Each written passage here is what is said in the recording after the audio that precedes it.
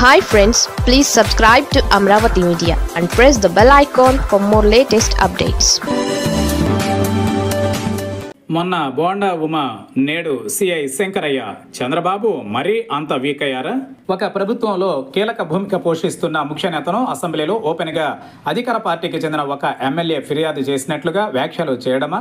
అది కూడా సదరు ఎమ్మెల్యే ట్రాక్ రికార్డ్ అంత గొప్పగా లేకుండానే ఒక ప్రభుత్వ అధినేత మీద ఒక సిఐ స్థాయి అధికారి లీగల్ నోటీసులు పంపడం, అసెంబ్లీలో ముఖ్యమంత్రి తనకు బహిరంగ క్షమాపణలు చెప్పాలని, తనకు పరువు నష్టం మొత్తాన్ని చెల్లించాలని నోటీసులు పంపడమా?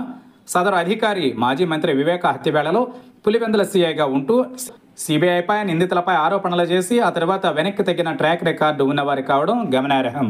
ఈ రెండు ఉదంతాలని చూస్తే ఏపీలోని కూటమి ప్రభుత్వాన్ని ఎవరైనా ఇట్టే టార్గెట్ చేయవచ్చా అన్నది ఇప్పుడు ప్రశ్నగా మారింది. ఒక ప్రభుత్వం కొలువు తీరినప్పుడు అధికారులు ఉన్నవారి వైపు చూసేందుకు సైతం భయపడే పరిస్థితులు ఉంటాయి. కానీ అందుకు భిన్నమైన పరిణామాలు చోటు చేసుకోవడం ఇప్పుడు కూటమి సర్కార్ తీరుపై చర్చకు ఆస్కారం ఇచ్చినట్లయింది. మొన్నటికి మొన్న Vijayawada central MLA come Telugu Desam party నేత బోండా ఉమా అసెంబ్లీలో మాట్లాడుతూ పొల్యూషన్ కంట్రోల్ బోర్డు చైర్మన్ మీద, ఉప ముఖ్యమంత్రి పవన్ కళ్యాణ్ మీద చేసిన వ్యాఖ్యల్ని మరిచిపోలేం. తాము ఏదైనా పని మీద పీసీబీకు వెళ్లి చెబితే ఉప ముఖ్యమంత్రి పవన్ కళ్యాణ్ పేరును చెబుతున్నారంటూ అసెంబ్లీ సాక్షిగా బోండా ఉమా చేసిన వ్యాఖ్యలు సంచలనంగా మారాయి. మిగిలిన విషయాలు ఎలా ఉన్నా పనితీరులోనూ పక్షపాతం లాంటివి ఇసుమంతా కూడా లేకుండా పనిని పనిలా చేసే పవన్ కళ్యాణ్ను బోండా ఉమా టార్గెట్ చేయడం ఏంటి అన్నది చర్చగా మారింది. దీనికి తోడు పీసీబీకి చైర్మన్ గా వ్యవహరిస్తున్న సీనియర్ అధికారి ట్రాక్ రికార్డ్ క్లీన్ గా ఉండడమే కాదు, ఆయనను ముఖ్యమంత్రి చంద్రబాబు ఎంతగానో నమ్ముతారని, ఆయనకు సన్నిహితుడన్న విషయం అందరికీ తెలిసిన సందర్భంలోనూ బోండా ఉమా అసెంబ్లీలో తన గళాన్ని విప్పడం దేనికి నిదర్శనం అన్నది ప్రశ్న.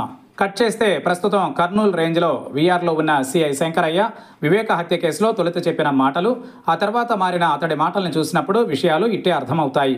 దీనికి తోడు ఆయన వైసీపీ ప్రభుత్వం కొలువు తీరిన కొద్ది రోజులకే ఆయనపై ఉన్న సస్పెన్షన్ను తొలగిస్తూ నిర్ణయం తీసుకోవడం జరిగాయి.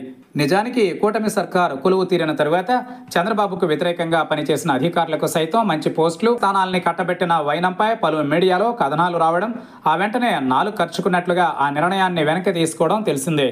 సిఐ శంకరయ్య విషయానికి వస్తే మాజీ మంత్రి వివేక హత్య కేసులో ఎంపీ అవినాష్ రెడ్డి తనను బెదిరింపులకు గురి చేయడంతోనే తాను డెడ్ బాడీని పోస్ట్ మార్టంకు పంపొద్దని, డెడ్ బాడీ మీద గాయాలు ఉన్న విషయాన్ని ఎవరికి చెప్పొద్దని భయపెట్టినట్లుగా చెప్పిన ఆయన కోర్టు ముందుకు వచ్చి మాత్రం ఆ విషయాన్ని చెప్పలేదు.